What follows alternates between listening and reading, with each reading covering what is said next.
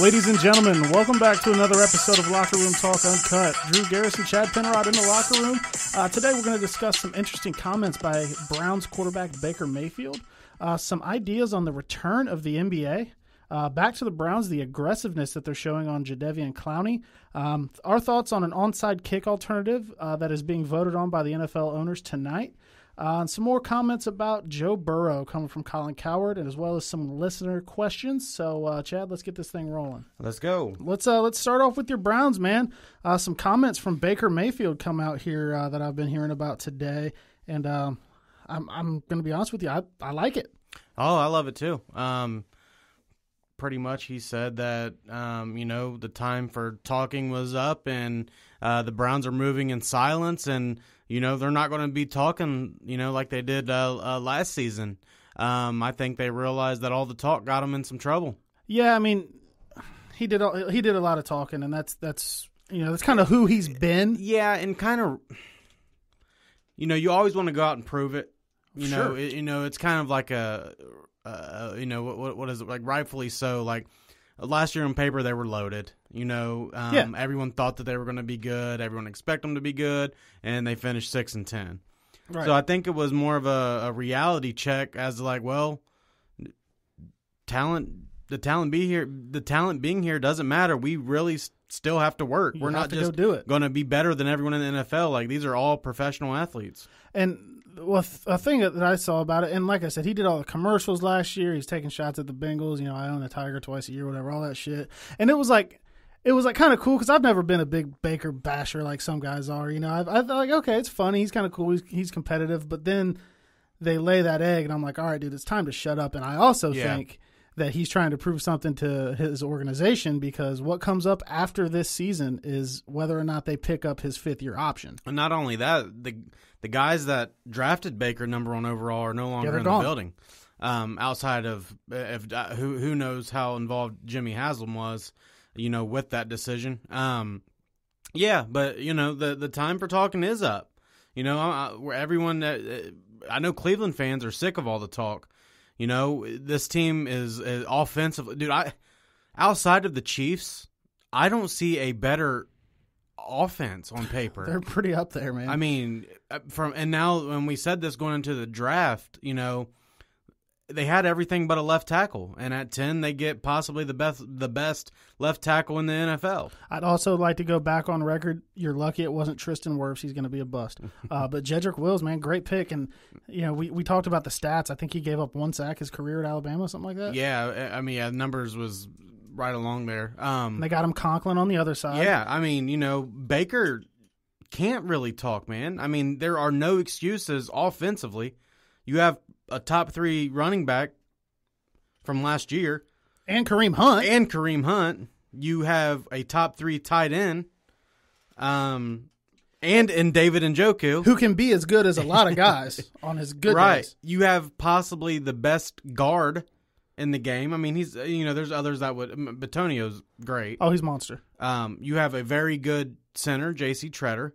You have the best lineman that was in free agency, Jack Conklin. He's your right tackle. Yeah. And you get Jedrek Wills at 10 to fill out the line. And then not only that, you have 2 top 10 receivers. And top 15. Odell's a top 10. Jarvis is right around there. Good on that. But the only thing that I would consider is with Wills, if he's your day 1 left tackle starter, kind of to the point we had made previously about Jonah Williams, he still hasn't played in the NFL. Yeah. But there's 11 guys on offense, and there's 1 question mark maybe that could be great for him. Baker, you got to prove it. You got it all now. And you're definitely right about that. There's no taking away from that.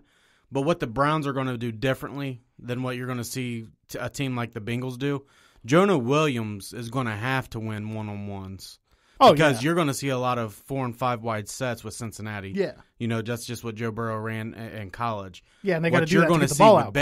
What you're going to see with Baker and Jedrek Wills at left tackle, you're going to see Austin Hooper, and you're going to see David Njoku next to him, which is good. Going to push out the end, and it's just going to help a young left tackle out big time. But not saying that you're wrong, because you're right. He's never played it down, but that's just going to be the difference. I mean, Stefanski ran almost 50% out of heavy formation last year. Yeah. I mean, so and I think the closest percentage next to that, I think Stefanski was like 48 point something. I think the next one was like 12%. Yeah, it was low. Yeah, I saw that number. And with Baker, the thing is, that's where Baker thrives at. Though. Yeah, play action. Yeah, and we raved about Van Pelt. I think that was a great quarterback coach hiring. So it's all on the table for him. You know, I know last offseason he was kind of loud. He was doing the commercials, and you were pretty into it because he had a good rookie season. Baker he set Mayfield. the touchdown. You are but what you get. I also remember midway, maybe a little bit past through the season, up. You were like, dude, shut the fuck up. Shut the fuck it's done. Because, nothing was handled. Nothing was set. You weren't off to the races for a playoff spot. You were like, all right, dude, shut the fuck up and play football. So, and that was the first media anything he'd done since the season, and it was this is the first thing he's done, and he said, and it was in that interview he made it public. It was a 20-minute interview. He made it be known there was a reason why he wasn't talking to anybody. You know, he pretty much said, the time for talking's up. We got to go out here and work if we want to achieve anything. And you go back to what you said about Alex Van Pelt. Alex Van Pelt and Baker have been talking every single day, and the biggest thing is the footwork for Baker, that Van Pelt scene, where Baker kind of was thrown off his back foot there a little bit. They know how big of an arm Baker has, and how he needs to step into his throws. Because we all know the reason why Baker was taken at one was the accuracy. Right. Playmaker ability, the accuracy. He doesn't have the huge arm, so he's got to step into it. He puts it where it needs to be. Absolutely. But yeah, I think that this is a good thing. This is definitely isn't a bad thing.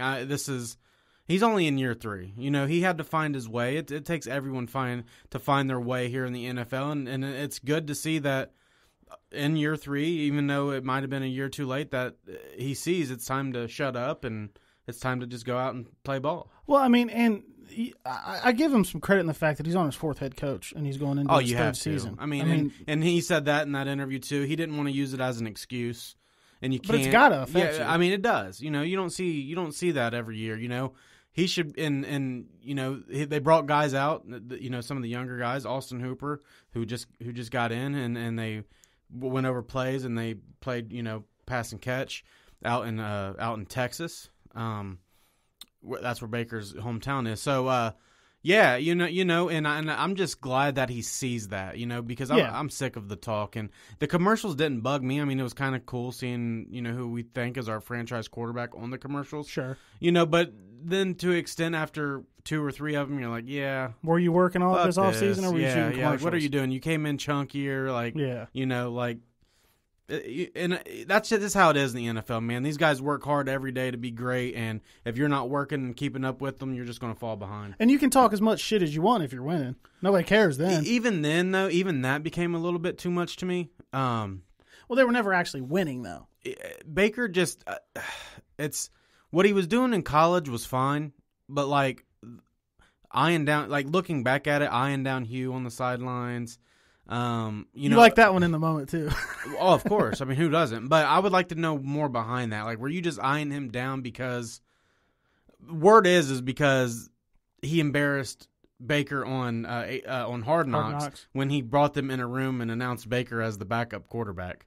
Yeah, that was a little fucked up. Yeah, I mean what the fuck, dude? You select him first overall. You'd have looked dumb putting him as a 3rd stringer, and he comes in and looks a million times better than Tyrod that Thursday night with the Jets. Maybe it was that, and I think some of it. And I actually, I'm working from home during all this stuff going on, so I've been watching ESPN and stuff all day. I saw it today. Baker hasn't had 2 seasons where he's played for the same coach since I think his freshman and sophomore year in college, because he left Texas A&M, went and played for Bob Stoops, and then Bob Stoops stepped away. He played for Lincoln Riley. He came in and played for you. Greg Williams stepped in, was an interim. Then he played for Freddie. So, I mean, that's tough, man. That dude's had no stability. Yeah, I mean, that's tough, It's not an excuse, but it's like, damn. He can't use it as an excuse. Right. Us as people who talk the game, that's definitely an excuse. I mean, that's nothing like somebody who's got, a 5 or 6 year returning head coach who the system's been the same. Right. I mean, you can just think about that, and that's so much. They're so much more advanced in a playbook. And something that's going to help him, I think, and it might sound kind of weird, but he's not going to throw the ball as much. Yeah, and that's better, because he had. And when he does throw the ball, it's going to come off of play action that's going to suck up the linebackers and safeties, and he's going to be out of the pocket where he makes his best throws. Yeah, so I think it'll be good. So just liked hearing that from him. He gets a lot of hate. Some of it I think's deserved. Some of it I think's a little bit too much. But it's put up or shut up this year. And sticking with the Browns, reports have come out that they have made the most lucrative offer to free agent defensive end Jadeveon Clowney, and that's a team with Myles Garrett and Olivier Vernon still on the roster. Oh yeah, I know they got money. Jadeveon Clowney and Myles Garrett on the same line would be ridiculous. Holy shit. And me, you, and Austin was talking about this and yesterday, and you asked us how we felt, and we both had the same answer. We said, if we get Jadeveon Clowney, great. If we don't get Jadeveon Clowney, oh well. It's kind of like a bonus. Yeah. Which brings me to what you said. They said if Jadeveon Clowney wanted to be signed for money, that he would have been in Cleveland. So who knows if he doesn't want to be there? You made a good point about that. And and I'm going to give everyone my point. My point on it is this: say it's a 1-year deal, okay? So say they're like, okay, we're not going to give you 20, but we'll give you 18, and everyone else is offering 14. So say he can get $4 more million a year playing for the Browns. But it's a 1 year. Does he want to go to Cleveland where he's going to get overshadowed by Myles Garrett? Because if you don't think Myles Garrett is better than Clowney, you're crazy. Yeah, Myles Garrett's definitely better than Clowney. Is it that? Is it a long-term security thing? Because I know that was one of his bigger gripes in Seattle. I've heard, but then I've heard the Browns have offered the long-term. I've heard that they've offered both.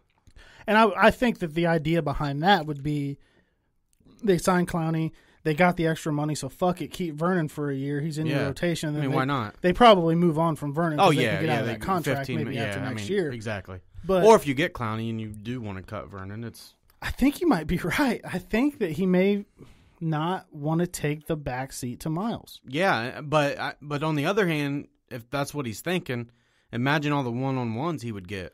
Oh, yeah, it would open it up crazy. And another thing to think about here, too, is Jadeveon Clowney has played a lot of outside linebacker, not defensive end. That's true. So, maybe it's a fit thing on how he would be used.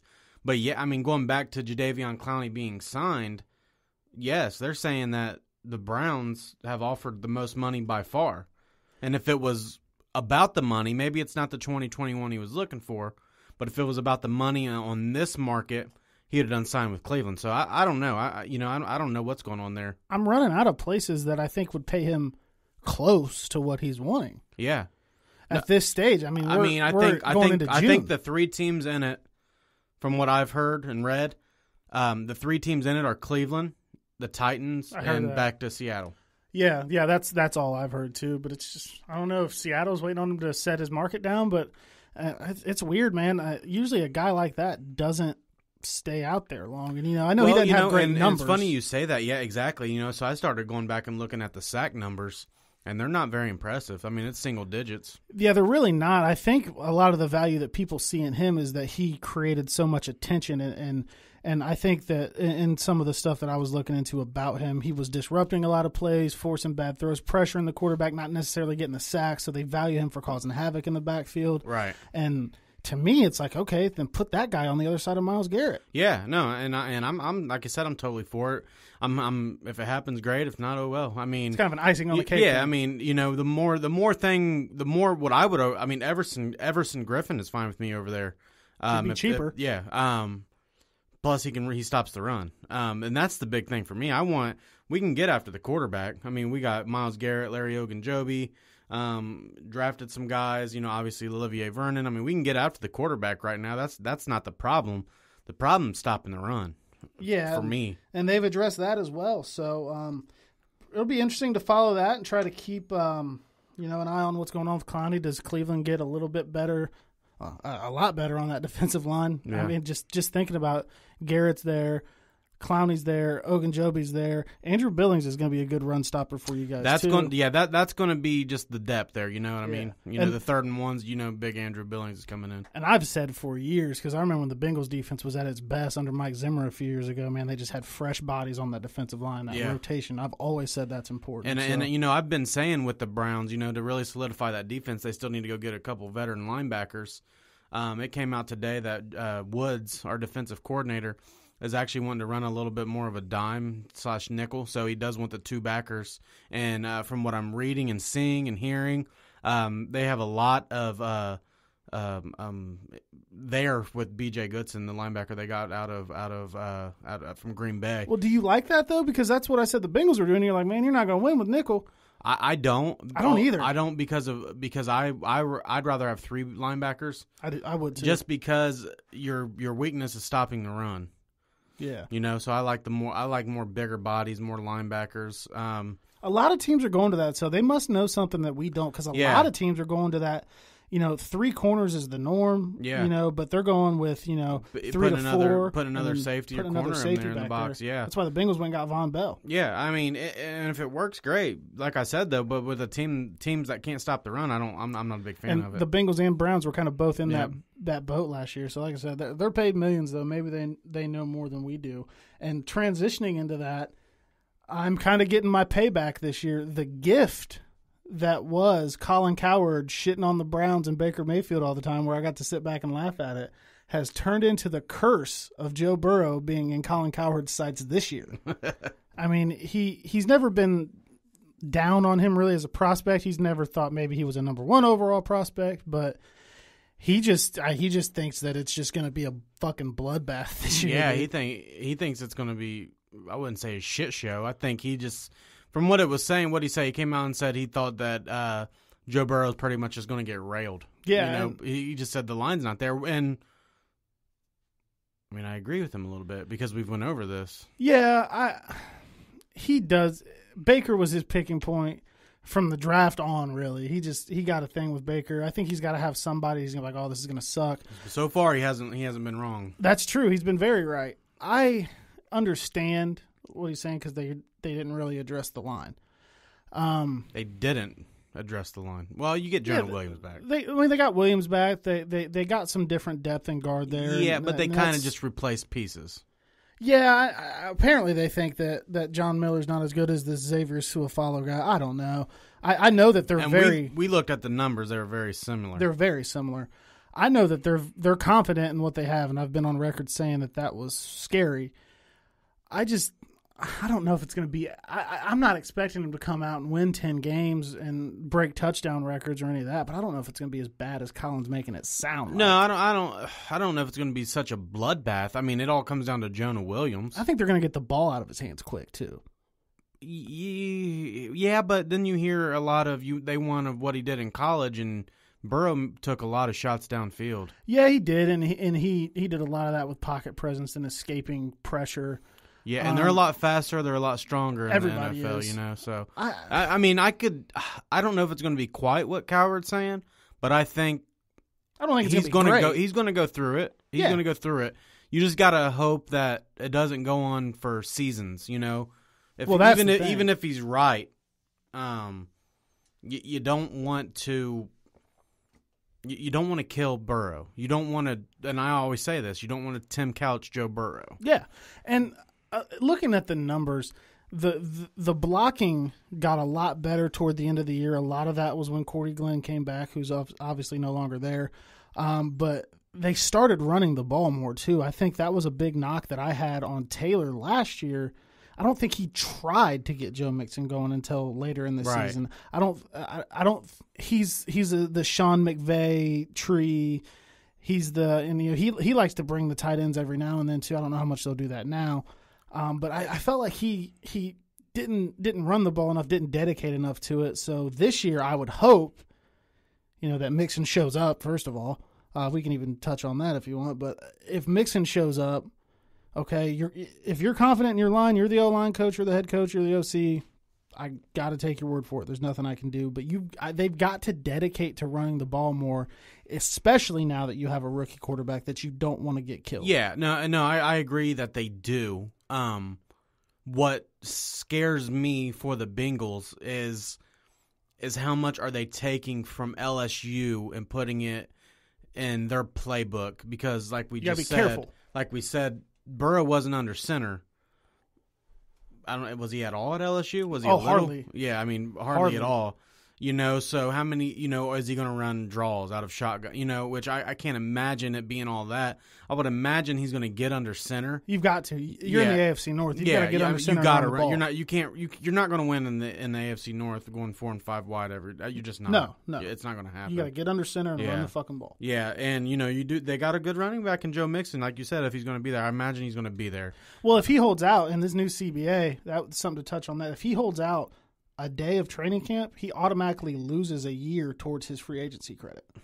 So he's going to be there. It's just whether or not they get the deal done. But he's the catalyst, man. I would like to know the numbers on that deal. I would like to know where he's aiming because I sent you a list. Yeah, that was a good list. And it had lists of highest paid running backs down to the bottom, and Mixon wasn't even on there because how much he's Chubb's making how much more he's than not making. Yeah, Chubb's only at 1.2. That's right. Was at the very bottom of the list, and like we just said, Nick Chubb was a top 3 running back last year. Yeah, Mixon's at 1.2 this year also. Yeah, so, and then also on that list, just to hit on it for a minute, we seen Giovanni was the 15th highest paid. Yeah, like 4.6, running back. 4.9. And then you're like, man, that's not a lot of money, but at the same time, you're like, man, that's almost overpaid for what he does. It is. Yeah, so, and not to shit on Gio. Gio's been great for the Bengals. It's just I always said I would draft a running back every 4 years. When they were ready to get paid, I'd be all right, go get paid somewhere else, unless I found a top 5 stud. Yeah, there's that handful of guys that we've said on the show before that you pay, but Mixon, I'm looking somewhere like $6 to $7 million a year, and 7's probably a little on the high side. Yeah, to me, I wouldn't go more than 6. But I think he's not getting Le'Veon Bell. If the Jets, I can tell the Jets regret that already.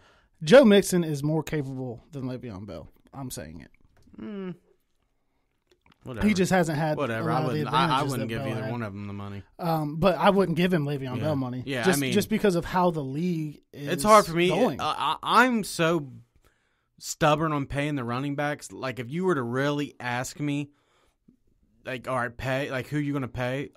I'm almost only at 2. Yeah, because you almost went for Chubb. Yeah, and you love Chubb. And I love Chubb. I just bought a Chubb jersey. My Burrow jersey's here, by the way. I'm a Browns fan, obviously, but I don't know if I'm paying anyone outside of McCaffrey and Derrick Henry. The running back spot is just too easy. Teams replace them all the time. I mean, it's not a quarterback. You got to play these quarterbacks. And I did see a tweet that from an insider that Mahomes, they're in negotiations. I wonder when the hell that number started. But anyway, back to these running backs. Yeah, dude, I just when you say $7 million for Mixon, I'm kind of like, that's my absolute top dollar. I don't know. I'm just kind of like, I don't know, man. And even then, I think it should be structured correctly to where you can get out of it. Yeah. And I'm not shitting on Mixon by any means. Mixon's a top 10 running back. He was only a second-round talent because of his issue in college. I love Joe Mixon. I'm a big Joe Mixon fan. I think he was a big part of what kind of kept the team together, and they didn't quit last year. I want to see him stick around, but I want to see him stick around for the right price. And I think he's going to be even more valuable this year, though, because what do rookies do a lot? They like to check down. Yeah. And he can take a screen to the house. He's very effective in the passing game. And I don't know if I've hit on this in here yet, but the one thing that does, like you said, with the checkdowns with Burrow coming in as a rookie, is the tight end spot for the Bengals. That's something. And I think I have said it in here. Why not go get an old vet like Delaney Walker, or somebody who can block but also catch passes. Yeah, I mean, the sample pick that we've shit on 1,000 times, he's a blocking tight end. You hope he makes the jump. I mean, he hardly played last year before he got hurt.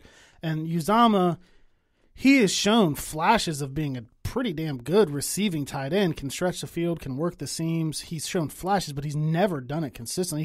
He's on a second contract, and he wasn't beating out Tyler Kroft, who we haven't heard from since he left for Buffalo. Right, yeah. So I like Uzomah. I think he's a good dude also, but, I mean, being a good dude doesn't help you on the field. I think they could have addressed that more in the draft or free agency, like an old established vet. Maybe Delaney Walker didn't want to come to a 2-14 team in a rebuild. Yeah, I mean, I don't know. I'm just throwing the name out. But I'm sure they could have done something more. Yeah, and there's still tight ends out there. Yeah, to make a move. I like I said, Uzomah, he's shown flashes where he's got games where it's like, okay, he was just as good as Eifert when healthy, it looked like, but he's never put it together consistently. So with that, I hope that, that either pays off. But at this point, we're going into June. A lot of teams are where they're going to be, and now it's just like, well, I have to fucking hope the coaches are right. Yeah. I mean, that's all you can do now. I mean, just give us some sports. we'll watch it. And a transition for that to the next subject I wanted to bring up. Real quick before you transition there, so with the whole Coward on Burrow thing here, so welcome to my world, first of all. Yeah, no shit. And you're going to hear about this on Facebook and Twitter. It'll be nonstop. Oh, It'll be nonstop, and you'll learn to hate Colin Coward. Every time the Browns had a fucking bad game on Sunday, I looked for Coward's video on Monday around 2 o'clock. If it makes you feel any better, Colin Coward said that Baker Mayfield will be a playoff quarterback this year. Yeah, and that's the thing with him. He likes to get out of it before he sees the turnaround wrong. coming. He's good at but that. what he sees is the Stefanski. Right. I really believe in Stefanski, and I think I think the Bengals are talented, but I think that's where is Zach Taylor going to be the guy? I mean, that's going to be the story to me. Well, now because you don't get a pass, you don't get a 2-14 pass anymore. After this year, yeah, it's got to start now. Okay, last year you got hired late after the Super Bowl, didn't get blah blah blah blah blah. The shit we've talked about. You were evaluating the roster to see who could be there for what you were trying to do going forward. You get rid of the guys that aren't, you keep the guys that are. Cool, whatever. But this year, yeah, it's regular. I mean, not regular off season, I guess, with everything going on, but they've got all the contact that they can have. They can do virtual installs, get workouts out to them, and it looks like we're probably going to have them back together as a team here relatively soon. And you're going to miss some OTA time, but you're going to have a full training camp, it looks like. And I'm sure they're all working separately. Yeah, you're going to have a full training camp. Together somewhere. Yeah, you're going to. It looks like you're going to have a full training camp, and that's where most of the work gets done anyway. So, yeah, this is the year where it's got to show 3, not even that. It's got to show 4 or 5 games of improvement, I would think. Yeah. See, and so, and I'm gonna bet, and I made and I think what did I say? I said I think the Bengals could go as high as 9-7. Yeah. After kind of settling down, the Burrow hype and all that. I'm not that I'm backing off of it too much, but I think as of right now, I think I could see the Bengals anywhere from 6-10 to 8-8. I'm taking a game off there, just because. The AFC North. I still feel like they're at least a year away from really competing for a big playoff spot, and that all realize that could change. Joe Burrow could come in and light it up, and I'm not saying that in 9-7. I say anywhere from 6-10 to 8-8 is where I see the Bengals. And that's fair. I think I can't really remember off the top of my head, but when that first came out, I said probably in the 7-9 range. Also, yeah, I could see it. And get me to 8-8. I'm pretty happy coming off 2-14. Yeah, I gotta be. Then you load up some more power for the following season, or I don't know. The talent's there. We know that. Yeah, and this is last year was kind of, I don't know. It was like to me, look at as a Bengals fan, it's like it was a throwaway. It's like, did that make Mike Brown spend money? That got us away from Andy because for years it's like the Bengals should get a quarterback, but they're picking 12th, 13th. Right. It's like they're all gone. So now it's like, okay, that year sucked. We were the laughingstock of the league and the punching bag of the league, but we got the new quarterback. We got him cheap for 5 years. We got the new coach, who I was ready for Marvin to go. Mike Brown spent some money, so it's like, okay, all this shit's coming together. Now it's time to make me believe that there's, this isn't our Super Bowl year. I know that, but make me believe that we're working toward that now. Yeah. We got everything that you guys think you need, so let's go. Yeah. And that's the way it's got to be. You gotta build slowly. And another thing, NFL related, this rule's expected to pass today. I haven't gotten an alert or anything that it has, but there is a new rule on the table being voted on tonight, and at least from what I was seeing on ESPN today, they expect it to pass. It is giving you an option in lieu of the onside kick to go for it on a 4th and 15 from your own 25 if you want to retain possession, and it's an untimed down. So if you're down a touchdown and there's 10 seconds left on the clock, you can go for a 4th and 15, get that 15 yards untimed, and then so let's say you get the 15, you're at the 40 now. You've got, I think, you'd have 10 seconds to go score your touchdown, tie the game. And the rule is it can only be used twice a game. Oh, okay. I don't know if that's twice per team or twice in total, because I guess in that case would it be one, but I think it's twice per team. Yeah. You can go for it on a 4th and 15, and it's only in like game end situations or trailing situations. Okay, I'm pretty sure. Okay. I hope so, because I was just I've heard about this, but as far as the extent of it from what you just said, because the first thing that came to mind when you said 4th and 15 from the 25 was the fucking Chiefs. Yeah. I mean, if I'm Andy Reid, I'm going for it every fucking time. Well, you mean I can get the ball back twice? If I was the Chiefs, I would fucking score, go for 4th and 15 and get it, go score again, and then go for 4th and 15. Dude, that's like a fucking walk in the park for the Chiefs. Yeah, I know for sure that you can only use it twice a game. See, I would rather it be inside of, I don't say 2 or 3, 4 minutes in the second and fourth quarters. I don't like if the Chiefs, and I'm using the Chiefs because I could totally see that happening, they score and then they can go 4th and 15 from their 25. It's almost like cheating with the Chiefs. Not to cut this part short, but I am seeing from CBS Sports the proposed change to the onside kick rule was not approved. Oh, okay. So the owners voted to make permanent the expansion of the automatic replay review system to include touchdowns and or turnovers negated by penalty. So they say, okay, we recovered a fumble, but there was a penalty. They're going to review it to make sure it was really a penalty. So the new rules and bylaws do not have the new onside kick rules. So I guess we don't really need to talk about it too much. No, I mean we could still talk about it because who's to say it isn't going to pass? But it's on the table. Yeah. It didn't pass this time, but it could pass. Yeah, it could still be on there. I mean, I say stick with the onside kick because, like I said, and I'm keep going back to the Chiefs. Yeah. It would be easier for them to get a 4th and 15 than get the onside kick. I think you're right. And they would probably get it. I bet they'd get it 3 out of 4 times. I think they're doing it, or it was proposed at least to make kind of a excitement thing for it, kind of make it more exciting. But I mean, I like it. You don't often get the onside or like kick. I said, inside of the 3-minute mark, 4-minute mark, second, fourth quarter. I'm cool with that. Yeah. But don't fucking do it. Let them do it. Yeah, excessively. Yeah, you score and do it again. You score and do it. I mean, that would make the game stupid. Yeah, that would be like our flag or seasons. I mean, you'd have to like. All right, well, if they don't get it, you get the ball at the 25. Well, that's what I want to know. I never saw anything on that. So let's say there's 2 minutes left. I'm down a touchdown.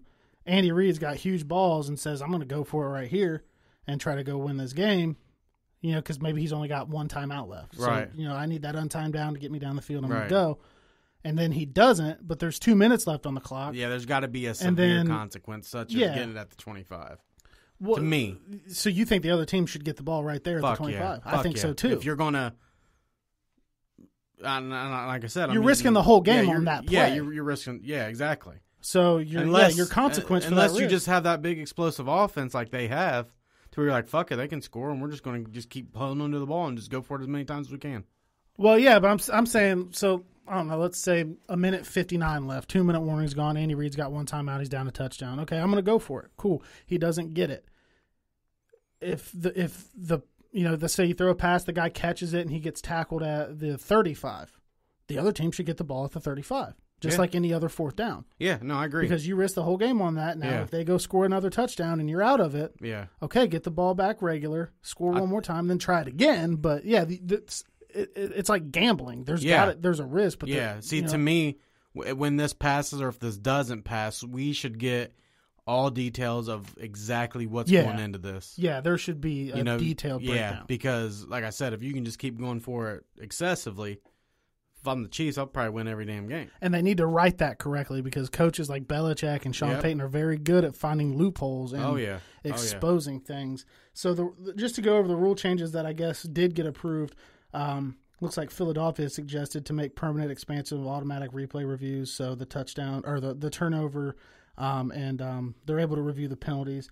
The competition committee expanded defensive player protection to a kickoff or punt returner who is in possession of the ball who has not had time to avoid or ward off the impending contact of an opponent. What the fuck? Yeah, that's weird. Hasn't had time. So the new rule is I punt the ball and I got to give him a chance to juke me first? I don't know. I would imagine that the kickoff will be the same. Or you're saying for the punt. It's kickoff or punt returner who is in the possession of the ball but has not had the time to avoid or ward off the impending contact of an opponent. So, I don't know, maybe I'm supposed to be able to hit you as soon as you touch the ball. I shouldn't have to give you what am I fucking social distancing? Am I giving you a little bubble? What the fuck? Yeah, I don't know. I don't know if that means maybe instead of being right up on them, like when they catch. Well, there's already a 2 or 3 yard halo. You got to give them a chance to catch maybe they make it like I don't know, 3 to 5 yard. I mean that's what I'm guessing. I don't know. Well, I think you have to give them. I think they call it the halo. You have to give them that to catch the ball. But in my experience, as soon as they've touched the ball, you were able to hit them. But now they've got to avoid or ward off the impending contact of an opponent. Just take the fucking punt away, dude. You and I both coached Pee Wee football. What did we do before we were old enough to punt? You walk the ball off 25 yards and that's where they get it? Just do that. That's fucking stupid. Yeah. I want to see. I would like for them to go more in detail about it, what exactly that is. And another rule that has gone in, the competition committee has put in a rule that prevents teams from manipulating the game clock by committing multiple dead ball fouls while the clock is running. That comes to mind because John Harbaugh did that against the Bengals. It was like a 6-point game. They punted and he had like everybody hold or some shit to get the run off. So I guess you can't do that now. Which is a good thing. That's a good thing. And it looks like a summary here also says that the league office increased the number of players that may be designated for return from 2 to 3. I like that. It incorporates interpretations applicable to bye weeks during the regular season and postseason. So I like it. So now you can have 3 IR designated to return guys. I like that too. I think that. Yeah, well, you can bring back your guys. I mean, everybody wants to be healthy. I feel like if you get 2 guys that get hurt and they're 9-week injuries, and you've got time in the season, why are you?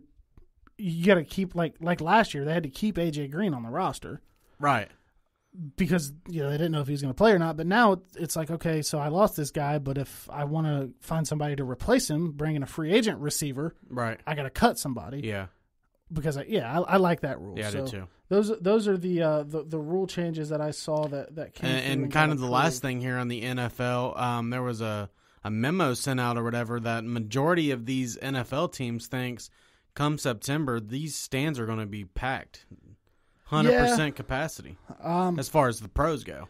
And if that's the case, man, the Bengals got a 4 o'clock. So what I'm going to do is I'm going to come to your house early for week 1 like I always do. I'm going to watch the first half of the Browns game. I'm going to hit the road and I'm going to go to Cincinnati. All right. We're going to do that. So I think now from the information that we've gathered over the last few weeks, we are getting football. Yeah, I think we're getting college football. Oh, yeah. And I think we're getting pro football. College football worries me as far as the fans, but we are going to get football. And I personally, I would prefer the stands there and to be able to go to games. I don't know if you guys saw my fucking new Bengals van, but I'm going to be driving that shit to Paul Brown Stadium. But if the option is no fans and play or don't play at all, give me no fans and play every day of the week. But I personally think that the NFL, you're going to have fans in the stands. The NFL thinks they are going to as well.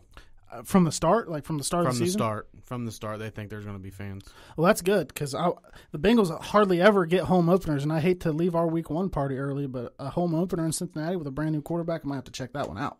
Yeah. So back to kind of us getting our sports back. The NBA is coming back. Definitely. I think. Yeah. In Orlando, I think they're thinking mid to late July. So they're going to start. Yeah, I've seen mid to late July as well. We're calling players and maybe try to get them back in shape. But What I wanted to hit on is there's a lot of different options on how this is going to play out. Yeah, because I heard that they might jump right into the playoffs. You can't jump right into the playoffs. You got to give them like exhibition games. A few, because half a dozen. I did hear there's teams such as the Warriors who were tanking, who just would rather just stay home, yeah. not worry about it, wait till the following season and get the high draft pick. Yeah. They've got to give them. They can't just bring them in, give them time to work out, and be like, "All right, your first game is first round of the playoffs." Yeah, I would say a couple preseason games 6. or something. I think each team needs 6 games to run. I'm cool with that. 4 to 6, something like that. And the ideas that are being tossed around are play-in games for seeds 7 through 10. So teams that are kind of on the bubble. Yeah, I don't know if that's a 3, 5, 7 game series. I would imagine it'd probably be 3. Yeah, maybe 5. And another option is a 16-team playoff as normal, but they're seeded out overall. Right. And conferences are not by mixed. conferences, and that's what I like. And looking at that option, I saw this and I saved it so I could talk about it here. The way that if they seeded the playoffs 1 through 16, conferences don't matter. These are the matchups you'd see. The number 1 seed Bucks would take on the 16 seed Magic. The number 2 seed Lakers would take on the 15 seed Nets. Ooh, Katie and Kyrie come back. They're not playing, dude. You'd hate it. Oh, that would suck. We'd probably lose. I don't know. They've been off for a while, but it'd be good. The 3 seed Raptors take on the 14 seed Grizzlies. The 4 seeded Clippers play the Mavericks, dude. That would be fun. Ooh, if Luka can play, though, because they're saying players that have left America can't come back. I don't know. I thought I had heard he left. I bet they'd get him back. They'd get him back. I don't know if he has. I thought I had heard he left. The 5 seed Celtics would play the Sixers. I think that'd also be a pretty fun series. Yeah. That's a normal Eastern Conference playoff matchup. The 6 seed Nuggets would play the Pacers. 7 seed Jazz would play the Rockets. 8 seed Heat would play the Thunder. And I think that would actually wrap that up. Am I missing anybody? I would. 16 teams. That's it. Yeah, so that's how they would look. I can't decide if I like that or not. I like it. Just I almost think that's just how it should be anyway. There have been talks before, all the shutdown stuff happened that they were thinking about maybe doing that just because for years the West has been so loaded and the East has been kind of like, Right. They had LeBron, but like nobody was really getting in LeBron's way except for the Celtics there a little bit. Don't you think though, like, say you got 4 to 6 the preseason games, right? Right. Wouldn't you, if you were, and I know you said no on this, Kevin Durant or Kyrie, you come and you can jump right back into the playoffs and that's all you play is when it matters? KD already rushed himself back once and look what happened. Yeah, but that's tempting. That's tempting. Oh, it's definitely tempting. I think Brooklyn knew that this was just, we're going to pay KD for next year this year. We're going to get him, rehab him. Kyrie, I think he shut it down because he knew they weren't really going to go anywhere. Mm-hmm. But what if they're both healthy? Because I heard KD was playing 5-on-5. I heard KD was KD. Yeah. Kyrie, I don't know as much about. He's fucking weird. I would imagine Kyrie's fine. His injury that he shut down for really wasn't all that bad, but he's got a history. They've had a lot of time to just sit and get healthy. But when you get into the asterisk, they're like, okay, does this championship have an asterisk? Does it not really count as much? I would typically say no, but there it's like, Brooklyn, you fucking sucked all year, and now he hasn't played all season. That's true, but they are one of the top 16 teams. Yeah, and that's another thing I don't like about the playoffs. They're like below 500 and have a playoff spot. Yeah, I don't like that. Well, but it is the entire 16 teams make it anyway. Yeah. It's the right numbers. That would be don't get me wrong. That'd be a fun series. AD, LeBron, and Kyrie and KD, and Spencer Dinwiddie came on. He was nice. Yeah. Me and you had talked about this, and I think we agreed. I believe we said that. The Clippers was the team that this helped the most.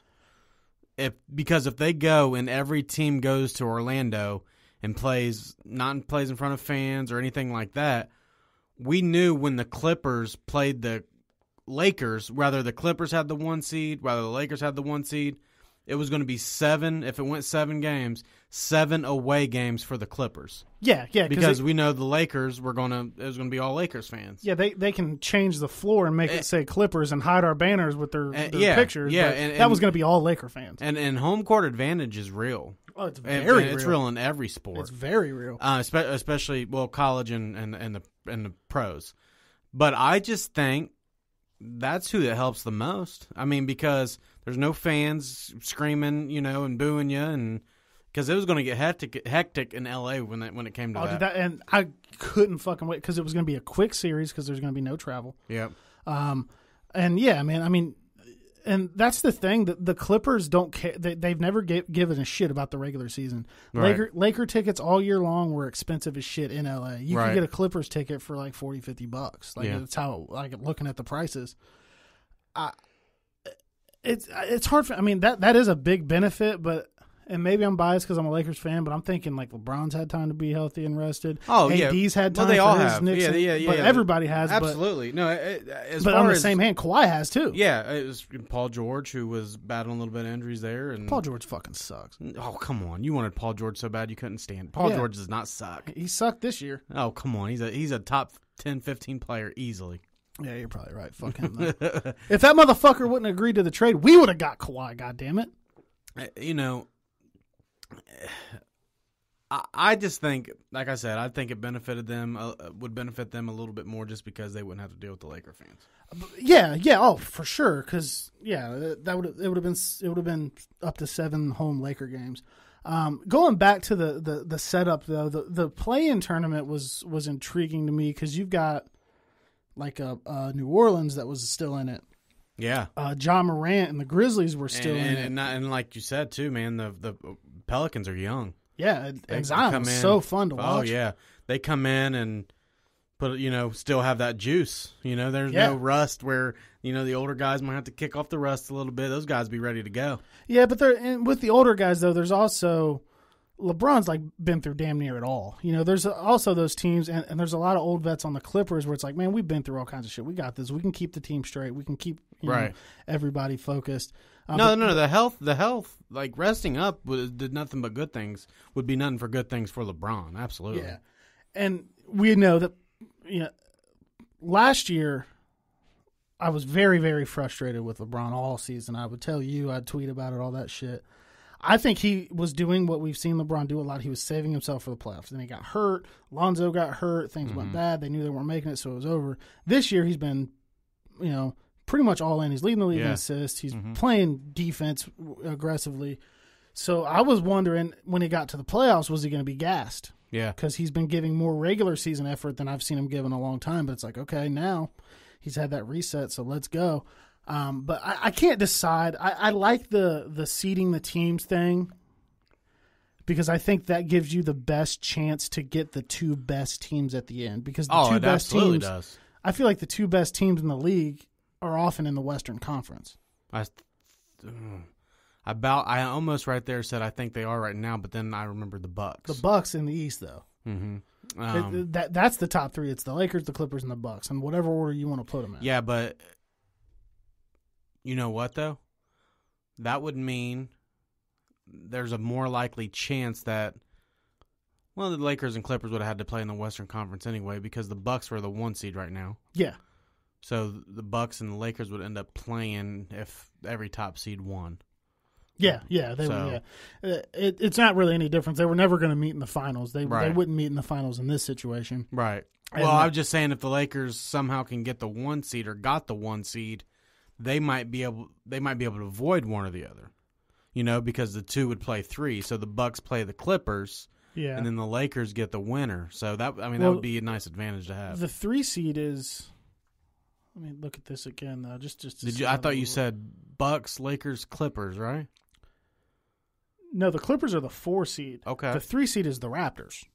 Okay. I don't think they'd be a problem for the Bucks or the Lakers in 7 games. No. So then, you as of right now you would get Bucks if the Raptors won. Yeah, if the Raptors. If the Raptors lost, then you would get Lakers, Clippers.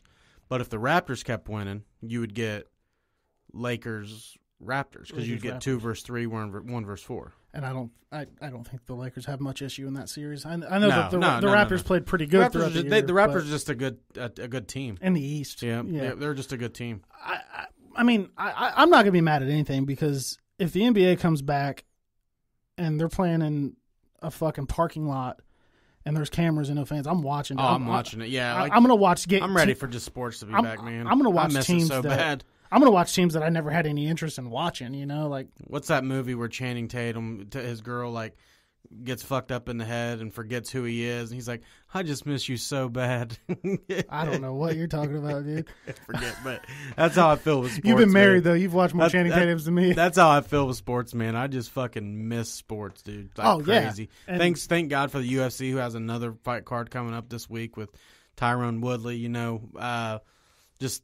Thankful for what we have been able to watch. I was going to bring that up. We didn't even talk about golf this yet. outing. Dude, the match was fucking great. Dude, Brady's struggling. He hits that crazy shot. That crazy shot. and I felt, if people don't know, I do have a daughter on the way. I felt like a dad that day, dude. I mowed the grass, talked about how good it looked, fell asleep, woke up and watched golf. Grilled steaks. I was like, shit, I'm doing this right. Yeah. But man, Peyton Manning's trash talk was fucking hilarious. Oh, he's great. I fucking love Peyton Manning. I'm trying to get in Eli or in Brady's head. He's like, do I bring Eli? Do I call Bill Belichick? He's like, what about Nick Foles? He's like, well, if you need somebody to get your balls, you should bring Gronk. He does everything you want him to do anyway. That shit was great. Yeah, it was all that couldn't have been more perfect than picking those two to play with, Tiger and Phil. And Peyton was clutch on the back nine. Dude, Peyton is a good golfer, man. He's got a nice swing. I thought I was going to be like, all right, they're going to play golf about like I do. No, they're just fucking athletes.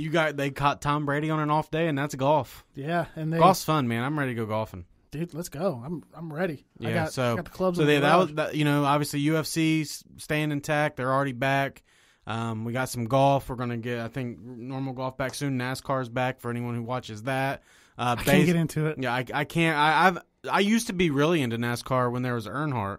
Went from Earnhardt to Earnhardt Jr. Earnhardt Jr. retired. I've not watched one race since Earnhardt Jr. retired. It's just hard for me. It's like, I'm going to watch these dudes drive left. Just show me the highlights of the crash on Sports Center. Like, sorry.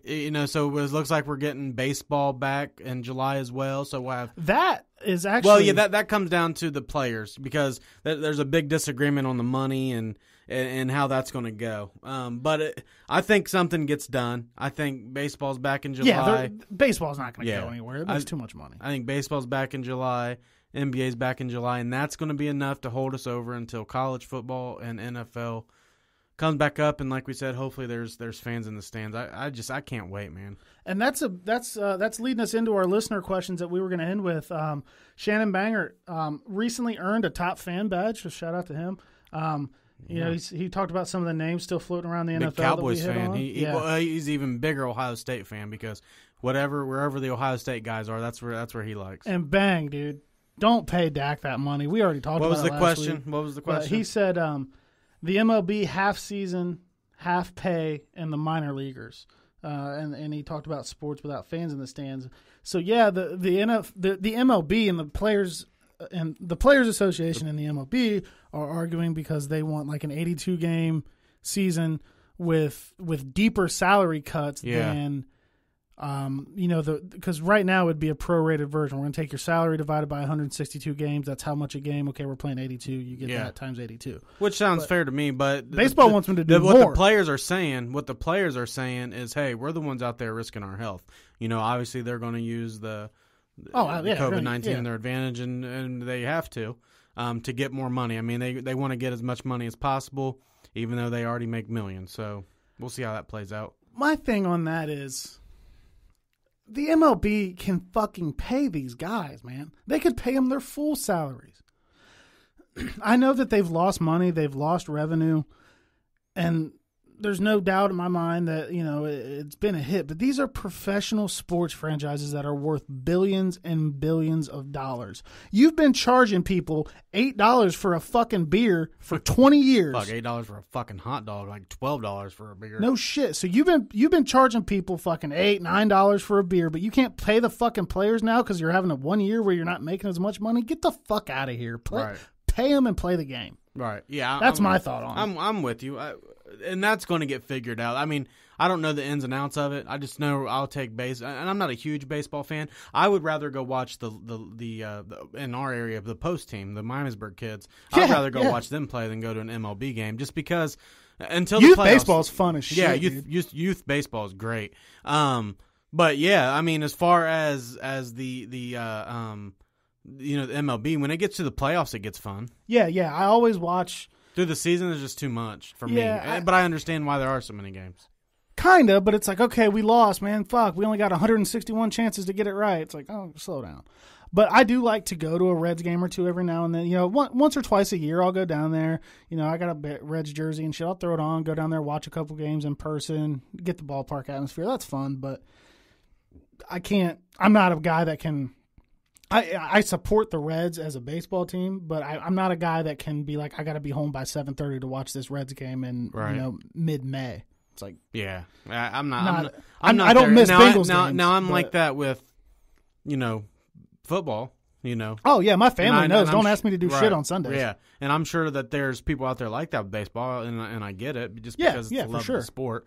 But yeah, like you said, 162 games. I can't get into it like that until it comes postseason time. Yeah, I typically like to go when the Reds play the Cardinals because they're kind of like rivals and shit. That's about it. But I mean, if you told me that the MLB was going to be back on TV tomorrow night, I'd probably be watching the fucking Reds too because it's sports. But yeah, absolutely. The excitement of the World Series, the All-Star game can be pretty fun sometimes too. So, but man, it's just.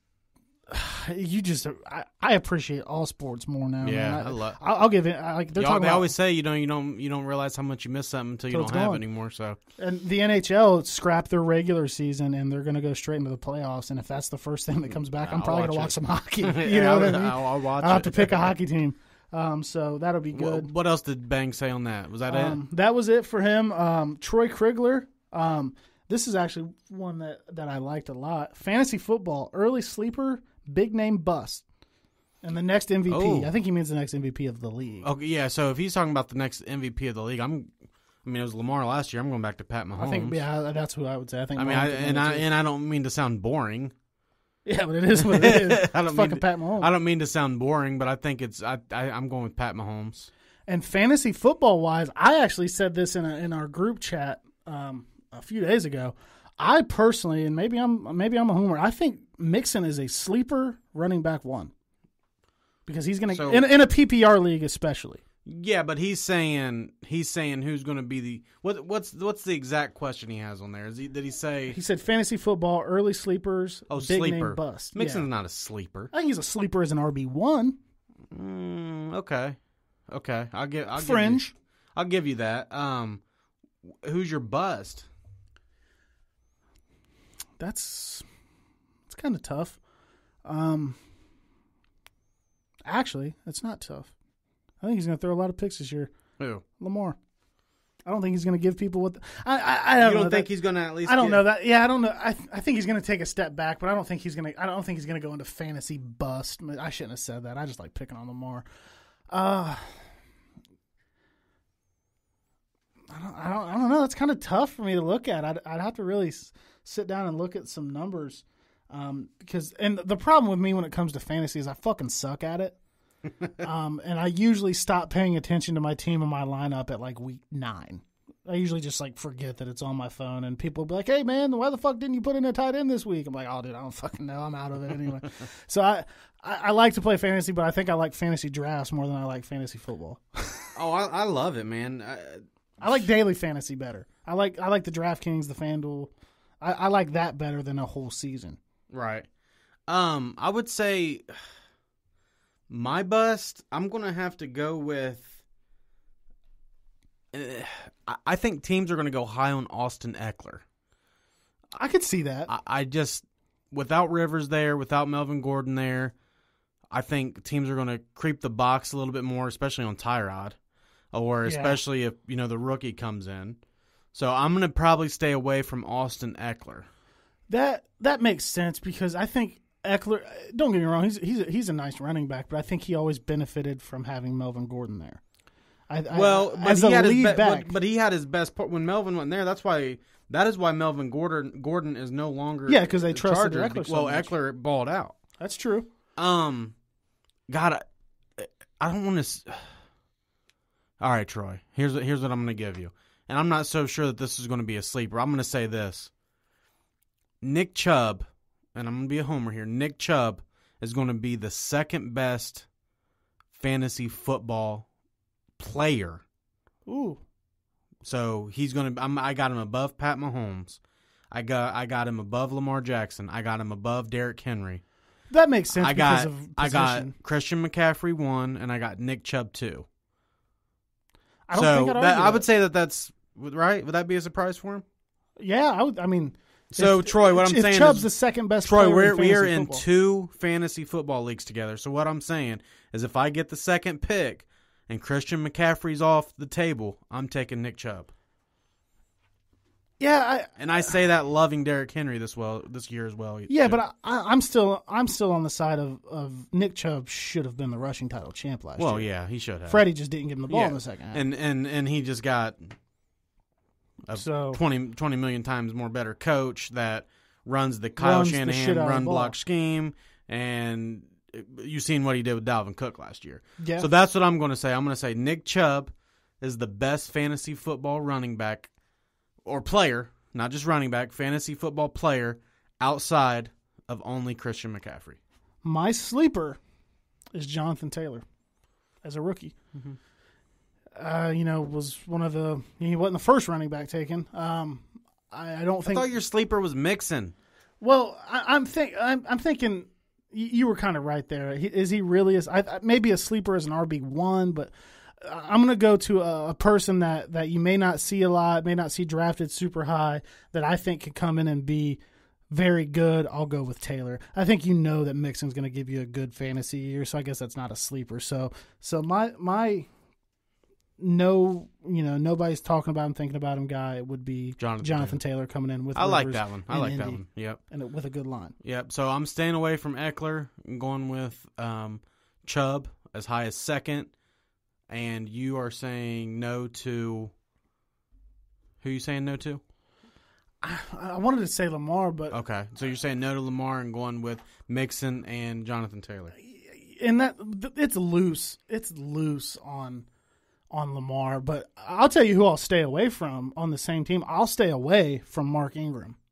Because I think J.K. Dobbins is going to get in there a lot. I'm not. I think that's just running back by committee. Yeah, but he's kind of long in the tooth. I think J.K. Dobbins, who I've said I thought was the best running back in the draft, even though he went to a shitty school. They're going to have 300 rushing yards. It wouldn't surprise me if Lamar got 100, J.K. got 100, and fucking Ingram got 100. Yeah. It wouldn't surprise me. What's the next question? The next question that I saw was from our buddy D.C. Fortson. He asked this. And he said, will Andy Dalton start for the Cowboys this year? Was there more to that question? Well, yeah, it's kind of a two-part. Do you think Andy Dalton will start for the Cowboys this year? He actually asked 3 questions here. And then he said, do you think Dak is being smart about the whole contract situation? And I think absolutely not. All right, let's start there. Let's start with Dak. I've been actually wanting to talk about Dak. I think that Dak, I think this. I think Dak is playing with fire. Yes. I heard that he turned down $110 million guaranteed, $175 million contract. If I'm the Cowboys, and Jerry Jones has been known to do this, to just pull the rug and just be done with you. Hey, that's not good enough. Fuck off. Pull the fucking rug, because listen, he will not, and I repeat, he will not see an offer like that from anybody. What the fuck is his agent thinking? What the fuck is Jerry Jones thinking? You're about to throw your whole fucking franchise that has a great team down over a average quarterback. And there's all like, well, look at these numbers, but look at his numbers against good defenses. Yeah, it's just they have a shitty division. Me and you agree with this. A lot of people are stat people. Me and you got to pass the fucking eye test. We had a fucking long argument about that the other day in the group chat. Yeah, and we there's more to it. And yeah, I mean there was a couple things there, and it's more to us than stats. You can't go beat a bad team and they're bad, and you go for 400 yards and you throw 5 touchdowns, and then you go against a good defense, you have 112 yards, no touchdowns, and 2 interceptions. Exactly. You know what I'm saying? Because if you played 11 bad teams and 5 good teams and you finish 11-5 with a playoff, that doesn't make you a good quarterback. Yeah, no, it means you beat the teams that you're supposed to beat. Right. So I think that there's obviously more to that argument, but I think that Dak is not worth the money because he doesn't show up against the good teams. Yeah, his agent is fucking leading him astray. With that being said, barring injury, I don't think Andy Dalton starts for the Cowboys this year because I think that the deal gets done. I think that the deal gets done. Unfortunately, Jerry's too loyal in that regard. If I had a second team, if something were to ever happen to the Browns again, God forbid, I'm big on the Colts and I also like the Cowboys. That's how it's always been. So I mean, I'd much rather think they should go with Andy. I think it'd be the play. I think he's like we said, he's not $35 million worse than Dak Prescott. That's for damn sure. Yeah, definitely. So that part of the question, no, I don't think Andy's going to start because I think a deal with Dak gets done. And yes, I think the Cowboys are going to regret what they're offering Dak. And was there another part of that question? Andy should start. I mean, all things considered, I think all things considered, yes. If you have no money, you put them side by side, I'll pick Dak. Well, yeah, because he can run better. Yeah. So. And the last part of DC's question was the thoughts on the Silva versus McGregor fight. Today. That's not going to be Connor's next fight, right? He's going to have some fights. And in his prime, Anderson Silva is one of the best UFC fighters ever. I think he's behind John Jones. I have him second. So I go John Jones the greatest, Silva second, and George St. Pierre third. That's fair. Listen, Anderson Silva's past his prime. Listen again. Anderson Silva got knocked out by Chris Weidman. Yeah, he did. If you think Chris Weidman is going to knock Silva out, imagine what Conor McGregor would do. Connor's going to knock him out quickly. Conor McGregor would KO him in the first round. And mark my words, Conor would beat him in the first round. I don't know why Conor's doing it.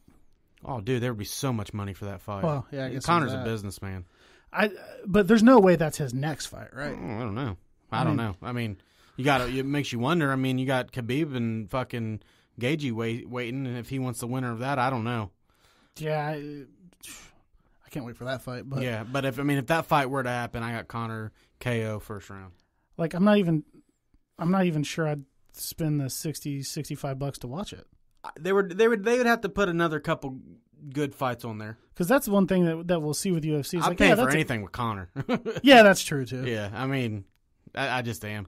But yeah, I mean, I would hope they would put some more good fights on it. It's almost like UFC 250. It's a real good card. You got O'Malley on there, and then it's headlined by Amanda Nunes, and what our good buddy Chris, who we take a lot of the UFC from, said Amanda Nunes to me can't really highlight a card. They almost needed 2 title fights or another big fight. Because nobody's going to beat him. I mean, with it being the only thing going on, I'm sure we will get somewhere and watch it. It just well, we call certain fights fricker fights, right? Exactly. Some fights we buy at our house and do it up. Sometimes we just go to frickers for it. We don't have frickers right now. What we do, it's back, baby. We can't go in there and watch the pay-per-views. They're not allowing people. They're not allowing people at the bars to watch the fights. Oh, I thought that they were back open here in Ohio and you could go inside and eat and all that. You can go inside and eat, but they're still not having the fights. Oh, because they would get overcrowded. Exactly. Fuckers. So, yeah, I mean, don't get me wrong, we'll still watch it. I just don't think it's a great card like 249 was. Yeah, so that's good, but yeah, I think Conor knocks him out pretty quick. I do too. I agree. Just, seems like a fight that maybe should have happened a few years ago. But that's actually all we have today. Appreciate you guys. Sorry we missed out next week. We got some upgraded equipment in here. We're looking real nice and professional. So thanks for tuning in to us, guys. Get with us on Facebook, Twitter, Instagram. Let us know what you want to hear, what you want to talk about, and we'll be back next week. Locker Room Talk Uncut.